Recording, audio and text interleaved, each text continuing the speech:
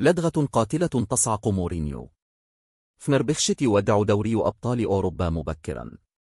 ودع فنربخشت التركي منافسات دوري أبطال أوروبا للموسم الجديد 2024-2025 مبكرا بعدما تعادل مع ضيفه ليل الفرنسي بنتيجة 1-1 في جولة الإياب لمباراة التصفيات قبل الأخيرة والمؤهلة لمرحلة المجموعات.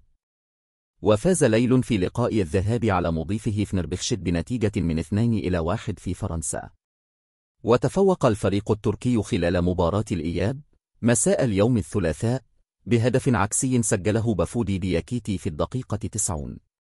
وامتد اللقاء إلى 120 دقيقة، وسجل الفريق الفرنسي هدفا في الوقت القاتل عن طريق جوناثان ديفيد من ضربة جزاء في الدقيقة 118 قبل النهاية. وشهدت المباراة حالة طرد من نصيب الجزائري عيسى مندي مدافع ليل في الدقيقة 109.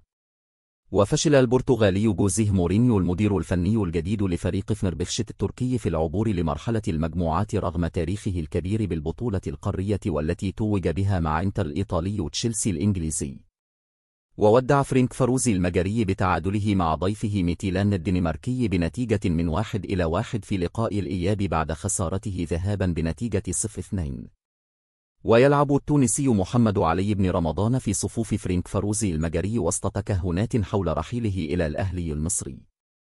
وأسفرت التصفيات عن مواجهات المرحلة النهائية في التصفيات لتحديد الفرق المتأهلة لدور المجموعات بدوري الأبطال. يانغ بويز السويسري غلطة سراي التركي. دينامو زغرب التركي كرباغ الأذربيجاني. ميتيلاند الدنماركي سلوفان براتيسلاف السلوفاكي. بودوغليمت النرويجي رد ستار الصربي. ملمو السويدي سبارتا براغ التشيكي.